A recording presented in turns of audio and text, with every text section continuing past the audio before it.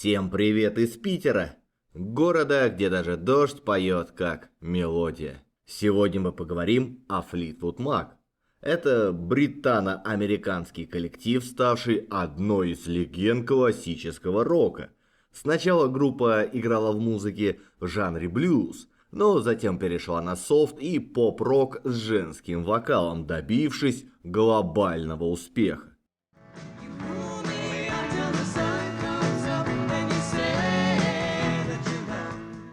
Певица Стиви Никс и гитарист Линдси Бекингем при поддержке лохматого бас-гитариста, поющей женщины за клавишами и очень высокого барабанщика, так большинство случайных слушателей представляют себе Fleetwood Mac. Калифорния, романтика, мечты, волны, кокаин и вечные драмы. Глянец одним словом. Но если копнуть чуть глубже, оказывается, это не просто группа, это музыкальное перерождение в 9 лицах.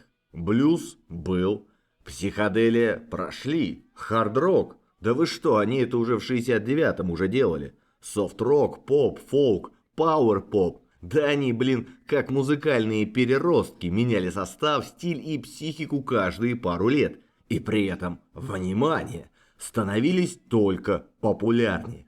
Как так? Ну вот так. Мир любит сумасшедших, особенно если они хорошо играют. А началось все как обычно, с одного чувака, которого все считали гением. Его звали Питер Грин. 19-летний вундеркинд, которого Джон Мэйол взял в Blues Breakers вместо Клэптона, потому что Эрик решил отдохнуть в Греции. Ну типа море, солнце, оливки. А Питер пришел и сразу же всех переиграл. Причем он не просто играл, он чувствовал блюз. Как будто в прошлой жизни он был рабом на плантации или дьявол лично дал ему гитару. И вот однажды Мэйол, видимо, решил сделать подарок на день рождения. Дал Питеру несколько часов в студию. И что делает молодой гений? Берет своих друзей, барабанщика Мика Флитвуда и басиста Джона Макви и записывает инструментальный трек. Называет его, естественно, в честь тех двоих – Fleetwood Mac.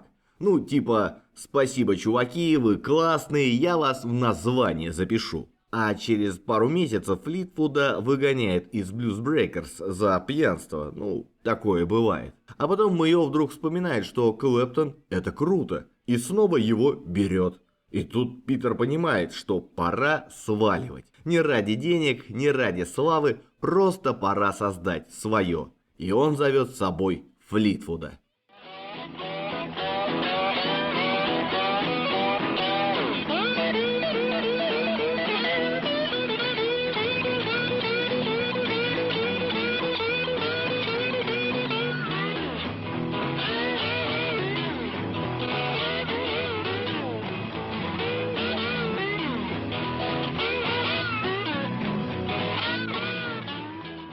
Басиста Джон Макви, такой же молчаливый, серьезный тип, который, судя по всему, просто не выдержал, что Мэйол опять взял Клэптона и подумал, а пойду-ка я за этим странным Питером, авось будет интересно. И тут они вспоминают про ту самую инструменталку, которую записывали вместе. Ну, название какое-то странное, Fleetwood Mac, как будто назвали в честь водителя и шофера. Но ничего, осталось. Так и повелось, группа названа в честь тех, кто не поет и не пишет песни, но при этом основа всего. Грин решает, что ему нужен еще один гитарист. И не просто какой-то там чувак, а еще один такой же сумасшедший. И тут продюсер Майк Вернон слушает кассету какой-то полузабытой местной группы и говорит: «О, этот парень Спенсер!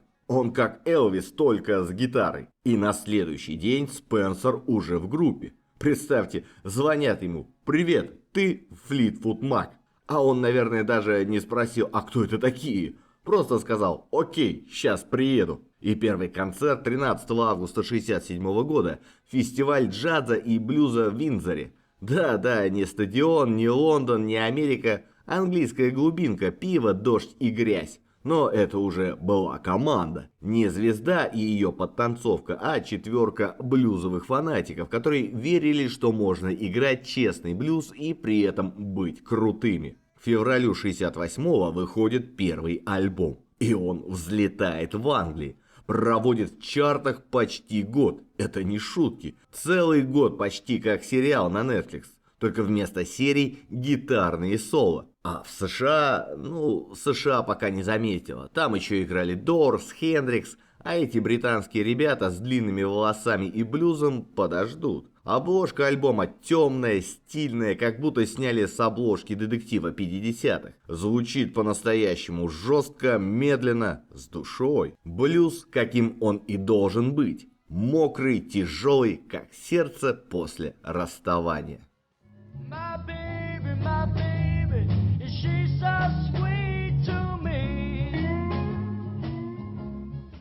Так вот, в 68 году ребята уже не просто шумели в пабах, а начали выходить на серьезные рельсы. Выходит их второй альбом, и не такой уж прекрасный, если честно. Пластинка сырая прямо из подвала. Блюз, пот, гармошка, старый усилитель, который трещит на каждом аккорде. Но именно это и цепляет. Это не попса для радио, это музыка, которую играют, потому что чувствуют, а не потому что хотят проснуться знаменитыми. На синглах вылетают две вещи от Питера Грина. Первая – Black Magic Woman.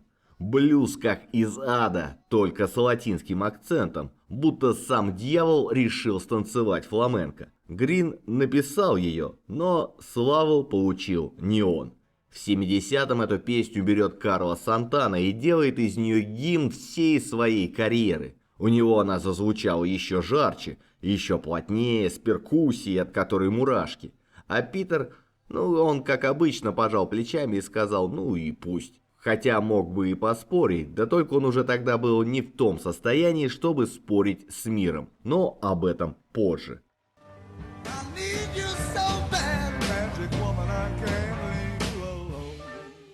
А вторая композиция – «Альбатрос». О, это вообще штука.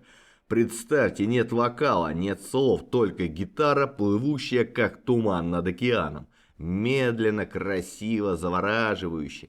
Кажется, что ты не слушаешь, ты паришь. И вот эта инструментальная вещь без единого слова взлетает на первое место в британских чартах. Да вы представляете, в 68 году, когда весь мир ревел, хлопал и скандировал, а тут вдруг тишина, эхо и одинокая гитара. И до сих пор эта композиция числится самым продаваемым рок-инструменталом в истории Британии. Ни Led Zeppelin, ни Pink Floyd, никто не побил этот рекорд. А ведь идея пришла не с неба, а из литературы. Грин вдохновился поэмой Кольриджа «Старый моряк», где альбатрос – птица, приносящая удачу. Моряки рады, попутный ветер, все хорошо. Но один моряк берет и убивает птицу, за что, естественно, получает адский штиль, проклятие и галлюцинации. В общем, классика.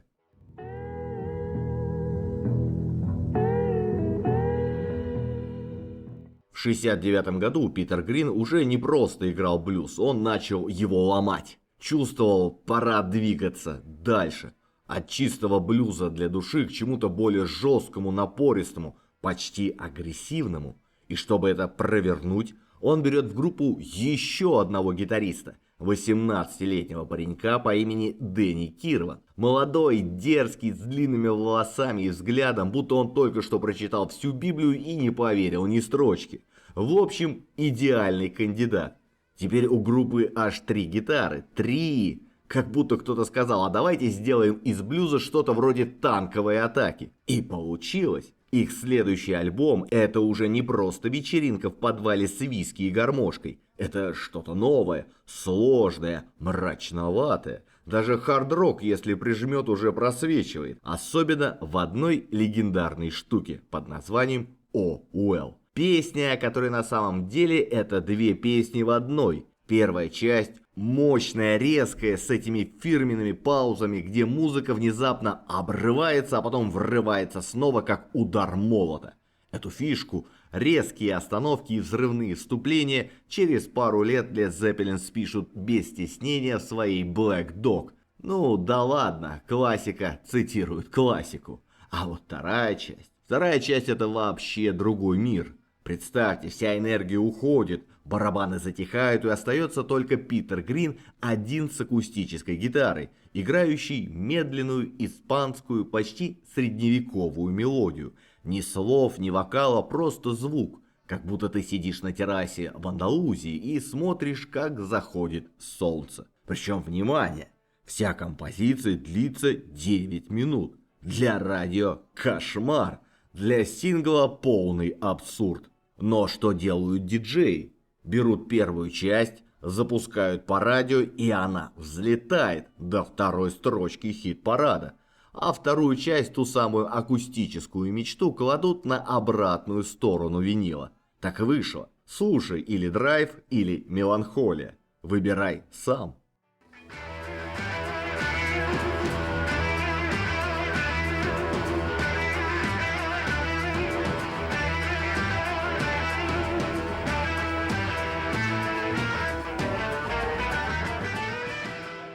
А если вам нравится ролик, не забудьте подписаться и поставить лайк.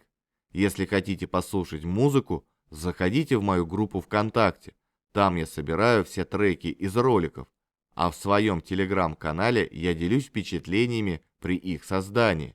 Все ролики я делаю самостоятельно в свободное время после работы на чистом энтузиазме. Поэтому, если вы считаете, что мой труд достоин поддержки, помочь мне вы можете через сервис Boosty. Также веду страницу на Яндекс.Дзене. Если пользуетесь им, буду рад видеть вас и там. Все ссылки оставил в описании под видео.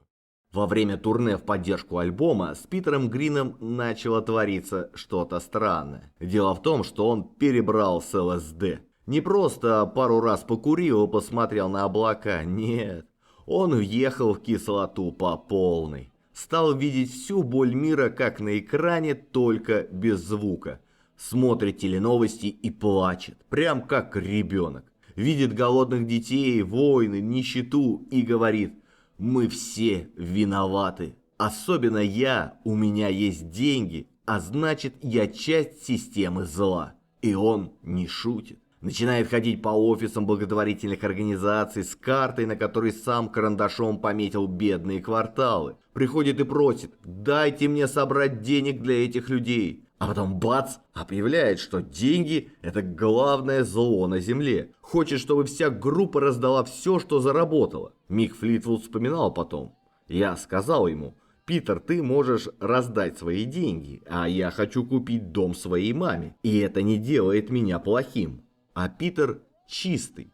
Он реально раздал все, до копейки, все, что было. И во время гастролей в Европе в конце марта 70-го года на вечеринке в Мюнхенской коммуне произошел инцидент, после которого менеджер Флитвуд Мак Клиффорд Дэвис убедился, что великий гитарист совсем спятил. Местные жители пригласили Питера Грина в коммуну, чтобы убедить завлечь Джимми Хендрикса и Роллинг Стоунс на рок-фестивале в Баварии. Питер принял ЛСД и наотрез отказался покидать коммуну. Музыкантам пришлось ехать за ним и чуть ли не силой вывозить в отель. Сам Питер заявил, что у него остались приятные воспоминания о той коммуне. «Я там хорошо поиграл, это было отлично. Кто-то записал и передал мне пленку. Люди играли вместе, некоторые из нас просто дурачились, и это было, да, это было здорово». And I need a good woman to make me feel like a good man should. I don't say I'm a good man, oh, but I would be if I could. Питер Грин покинул группу в середине тура после выступления 20 мая 70-го года и записи последнего сингла с Fleetwood Mac. Он объяснил свой уход так: «Для того есть много причин. Главное, я чувствую, что настало время перемен. Я хочу изменить мою жизнь, потому что больше всего я не хочу быть частью стандартизированного мира. Я выхожу из всего этого». Музыкант и впрямь исчез. В сущности, он просидел дома в течение почти 3 лет. И осенью 70-го Питер Грин выпустил сольный альбом. и напрочь бросил музыку. Он, конечно, продолжал баловаться мескалином и кислотой. Здоровье ухудшалось. Он вспомнил про историческую родину, поехал в Израиль, работал в кибуце, потом устроился в госпиталь санитаром, работал на кладбище гробокопателем. И к 28 годам его разнесло, крыша у него серьезно поехала. Помню, говорит он неуверенно, как я тарелки бил в каком-то магазине, а в голове все звучали голоса. И Питера поместили в психушку. Should agree, my she to crawl.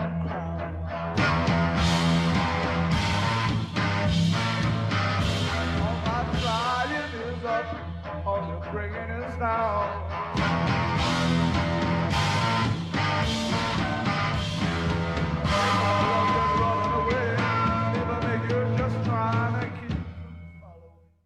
Мик, Джон, Джереми и Дэнни знали, что заменить Питера не получится. Но публика хотела новой музыки, несмотря ни на что. Музыканты сняли сельский дом и записали в нем альбом. Первый без Питера Грина. А тут все замечают, а ведь Кристин Перфект уже давно с ними. Она не просто приходила в гости, не просто играла на клавишах на сессиях, она уже жена Джона Макви. Живет в семье, знает всех, чувствует каждый нерв группы. Так зачем формальности? И в августе 70-го ее официально объявляют пятым участником.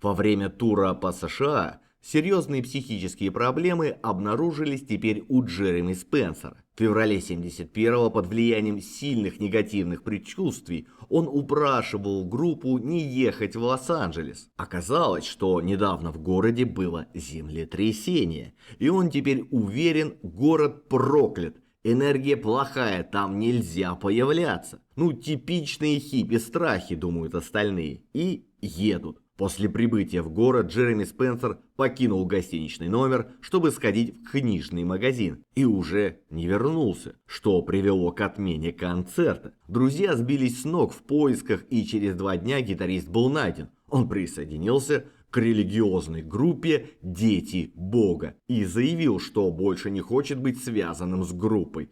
Несмотря на уговоры и призывы менеджера выполнять контрактные обязательства, Джереми не покинул сектантскую общину. Впоследствии он всегда утверждал, что вступил в организацию по собственной воле. К нему просто подошел молодой человек по имени Аполлос, который завел разговор о Боге и пригласил его в миссию, где жили адепты культа. За один вечер Спенсер убедился, что для него будет лучше остаться здесь, и к тому времени, как Флитвуд Мак нашли его, он уже не испытывал никаких сомнений. Теперь группа нуждалась в гитаристе. И до конца тура в качестве чрезвычайной меры их выручал еще один безумец. Все тот же Питер Грин, который наотрез отказался играть старые хиты. Это как если бы Иисус Христос вернулся, чтобы помочь апостолам, но сказал: «Молитву «Отче наш» не скажу, она слишком коммерциализирована».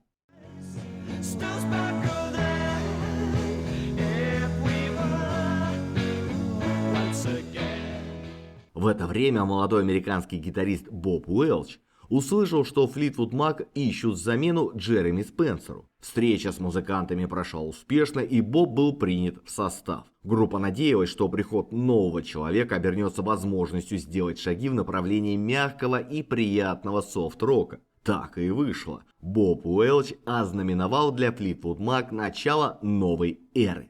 Альбом 1971 года продемонстрировал полный отход группы от своих блюзовых корней. Благодаря фолк-поп-песням Кристин Макви и Боба Уэлча альбом неплохо расходился в Америке, но не попал в хит-парад Великобритании, где Флитвуд Мак принимали только в оригинальном составе. Гастроли после выхода следующей пластинки показали, что группа теперь куда сильнее любима за океаном.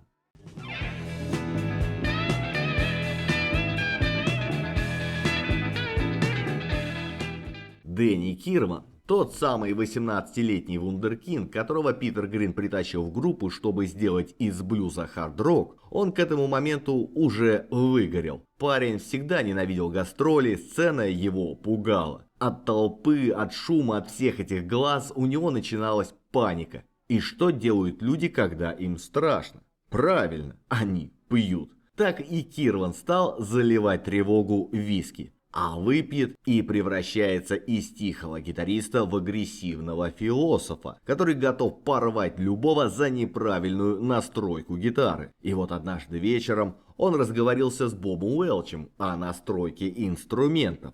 И безобидный спор дошел до того, что Дэнни ударился головой о стену, разломал гитару и отказался выходить на сцену. После того, как он еще и раскритиковал группу после того концерта, он был уволен, и оставшиеся концерты турне пришлось отменить. Поиск нового вокалиста-гитариста привел к приему сразу двух музыкантов – Дэйва Уокера и Боба Уэстона. Первый выигрышно смотрелся на сцене и привносил более острый и тяжелый звук, которым был заинтригован менеджер Клиффорд Дэвис. В то время как раз самыми популярными были хард-роковые группы вроде Deep Purple, так что на этом можно было заработать. Получив подкрепление, группа начала гастролировать снова, впервые в составе из 6 человек. Но возврат к временам 3 гитар не продлился долго. Дэйв Уокер покинул группу через 8 месяцев после прихода, почти сразу как вышел альбом 1973 года. Дэйв слишком выделялся, а группа не нуждалась во фронтмене. И оставшийся квинтет позднее в том же году выпустил еще один альбом, на котором уже вовсе не было никаких признаков блюза. И песни с альбома оказались большими хитами в США, но в очередной раз альбом прошел мимо английского хит-парада.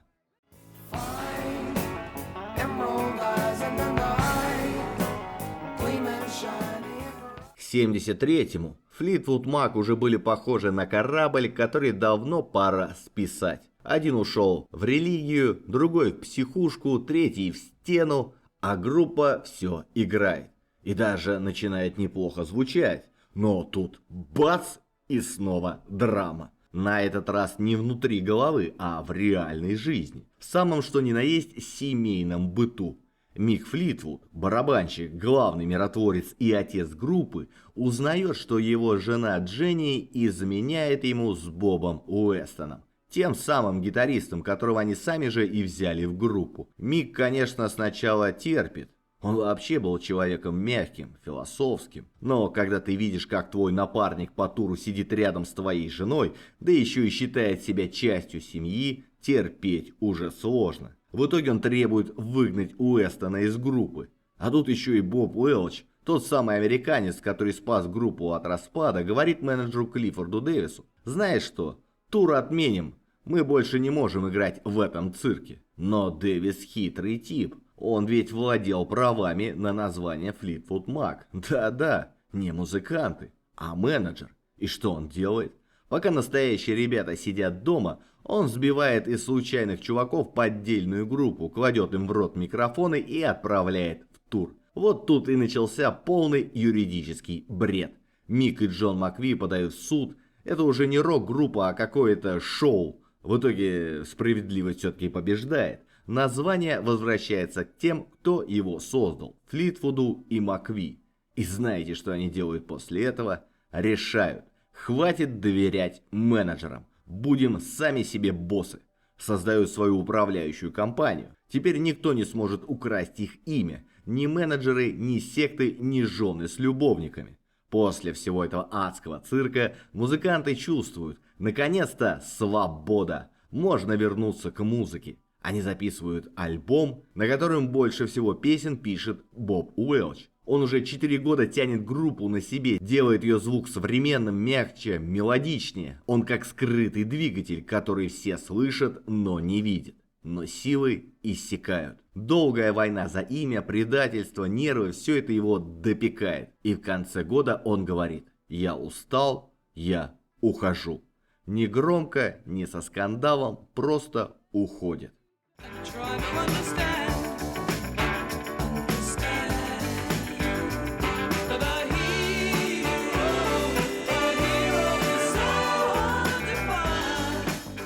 1975-м музыканты начали прослушивание, чтобы заполнить брешь. Во время студийных бдений Мик Флитвуд услышал чью-то песню «Frozen Love», которая привлекла его внимание, и спросил у продюсера, кто же это поет. Это была песня с альбома дуэта в лице Линдси Бекингема и Стиви Никс, и скоро эта парочка станет частью Флитвуд Мак.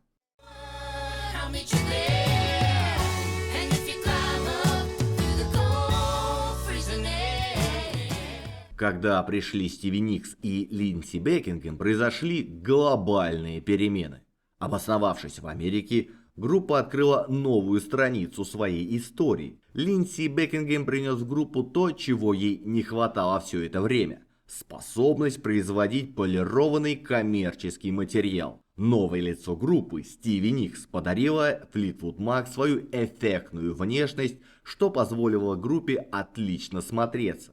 О том, что в творчестве группы наступил новый этап, свидетельствовало и название их первого американского альбома, который окрестили просто Fleetwood Mac.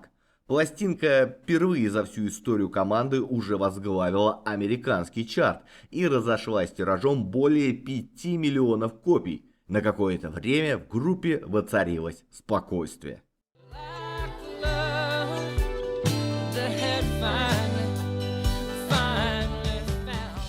Одной из лучших композиций альбома стала песня с экзотическим названием «Рианон». Ее сочинила Стиви Никс совместно с Линдси Бекингемом еще за 3 месяца до прихода во Флитвуд Мак. Началось все с того, что перед одним длительным перелетом Стиви купила в аэропорту мистический роман Мэри Лидер под названием «Триада». Речь в романе шла о женщине по имени Бранвен, которой кажется, что она одержима духом другой женщины по имени Рианон. Имя показалось Стиви очень красивым, и она решила, что оно просто просится в песню. Каждый раз, выступая на сцене, певица предваряла исполнение словами. Эта песня об одной валлийской доброй ведьме. И для создания нужного образа Ник стала появляться на концертах в черных нарядах и в широких распущенных платках и шалях, надолго ставших ее фишкой. Певица пела песню с такой страстью, что Флитвуд сравнивал ее исполнение с обрядом экзорцизма. И этот сингл имел такой успех, что именем валлийской богини стали называть новорожденных дочерей, как это сделал известный режиссер Роберт Родригес или родители американской певицы Рианон Гидденс.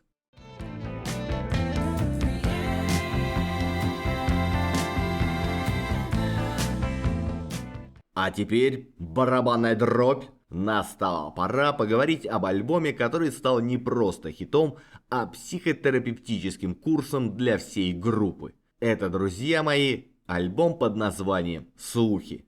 Тираж более 40 миллионов копий. Для сравнения, это примерно население Канады. И каждый из этих канадцев, считай, купил по пластинке. И при этом знаете, что самое смешное? В нашей стране этот альбом до сих пор вызывает недоумение у некоторых меломанов. Ну почему он такой знаменитый? Что же в нем такого? А в нем вся правда жизни, только в сопровождении бэк-вокала и перегруженной гитары. Потому что этот альбом, он не просто альбом, это записанный развод. Плюс измена женой барабанщика его лучшему другу. То есть, по сути, это была не студия звукозаписи, а реалити-шоу под названием «Дом-2». Представьте, в группе 2 пары. Джон и Кристин Макви, муж и жена. Линдси Бекингем и Стиви Никс. Пара, которая то сходится, то расходится, как старые двери в метро. И тут все рушится одновременно. Ревность, слезы, скандалы, все как в мыльной опере, только с хорошими песнями. Мик Флитвуд вспоминал, чтобы собраться в студии, им всем пришлось совершить колоссальные эмоциональные жертвы. То есть, давай временно забудем, что ты спал с моей женой, но сыграй-ка мне вот эту партию на басу. Каждая сессия словно минное поле. Закончили запись, все молча расходятся по своим углам. Ночью кто-то бухает, кто-то нюхает кокаин, а кто-то пишет песню про бывшего. А утром снова в студию с опухшими глазами и болью в сердце. И вот чудо, несмотря на весь этот ад, музыка получается великолепной. Потому что когда люди разрываются внутри, они пишут правду.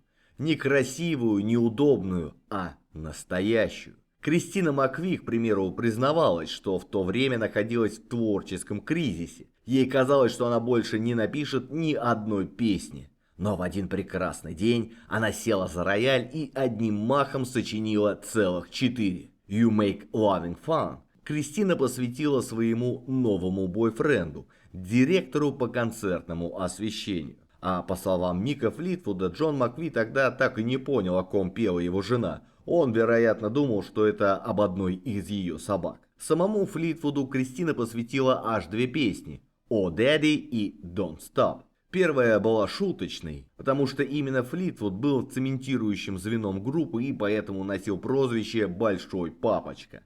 А второй песней «Не останавливайся» Кристина хотела поддержать Мика в период семейных неурядиц, мол, пусть все плохое останется в прошлом.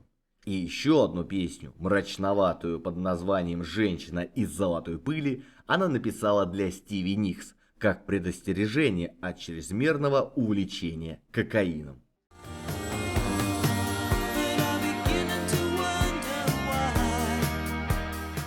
Однако самые успешные хиты альбома породили напряженные отношения Никс и Бекингема. Песни «Иди своей дорогой» гитарист разразился целым потоком обвинений в сторону своей подруги. Последнюю особенно возмутила строчка «Упаковать вещи и переехать – это все, что ты хочешь сделать». Стиви требовала убрать эти слова из песни, но Линдси так ее и не послушался. Другую же песню «Я никогда туда не вернусь» он посвятил своей новой пассии.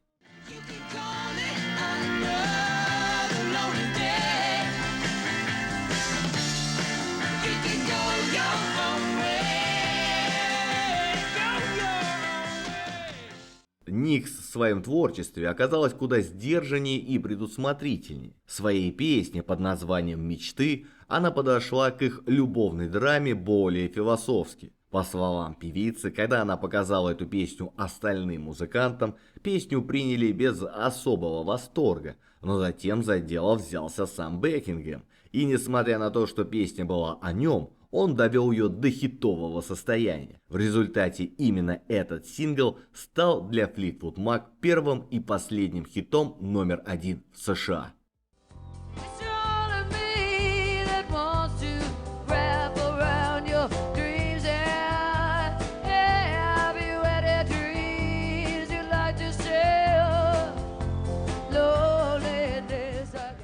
Подводя итоги, можно сказать, что творческий сеанс психоанализа оказал на группу благотворное влияние. Разрушенные связи и браки ее участников снова срослись, а коммерческий успех альбома уберег группу от распада и даже подвиг на смелые эксперименты. Таким экспериментом стал следующий альбом, выпущенный в 1979 году аж на 2 пластинках. Новаторский подход не всем пришелся по вкусу, и хотя критики альбом хвалили, он продался куда меньшим тиражом, чем предыдущий. А ведь хороших песен там хватало. Лично я бы выделил Sister of the Moon и Beautiful Child. И, конечно же, заглавную песню, построенную на эффектном барабанном ритме. Последняя также стала самым успешным синглом этого альбома.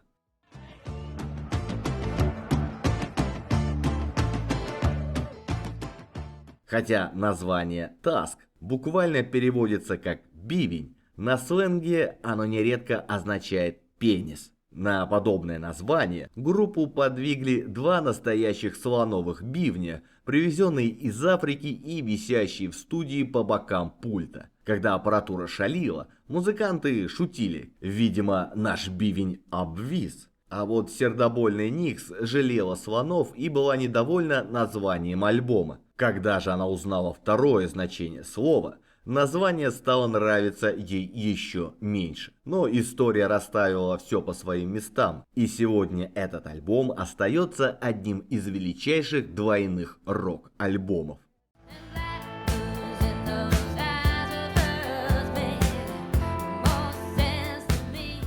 В 1981 году Стиви Никс выпустила дебютный сольный альбом, в записи которого приняли участие сам Том Петти и Дон Хенли. Альбом при этом возглавил американский хит-парад и стал 4-жды платиновым. Казалось бы, это самый удачный момент, чтобы уйти из группы.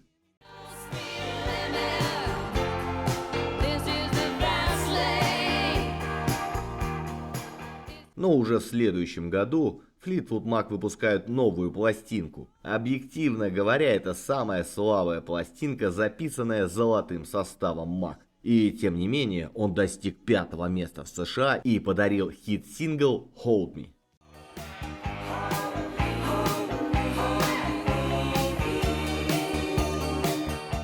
В итоге члены Fleetwood Mac решили отдохнуть друг от друга и около 5 лет занимались сольными проектами. А потом встретились и выяснили, что играть вместе им по-прежнему в кайф. В результате в 1987 году на свет появился очередной альбом, который по успешности не уступал их лучшим работам.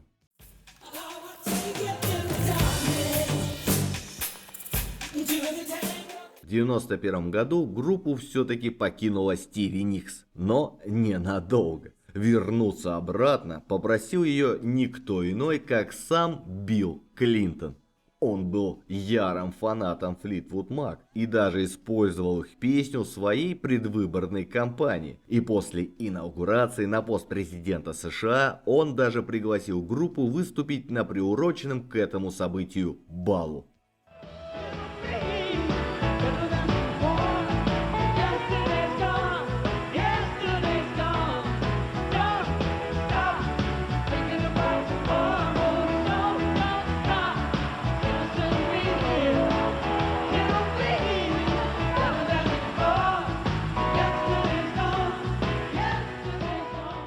Однако в 1993 году Никс снова ушла, и ушлый менеджер решил, что группа справится без этой импозантной парочки, и на их место были приглашены Дэйв Мейсон и Бека Брамлет. И вышедший в 1995 году альбом и рядом не стоял с предыдущими пластинками. Оказался он провальным и в коммерческом плане, и вскоре разочаровавшаяся Кристин Макви тоже покинула группу. Но и на этом история не закончилась. В 1997 году золотой состав снова собрался для серии концертов и выпустил концертный альбом, который тут же возглавил американский чарт. –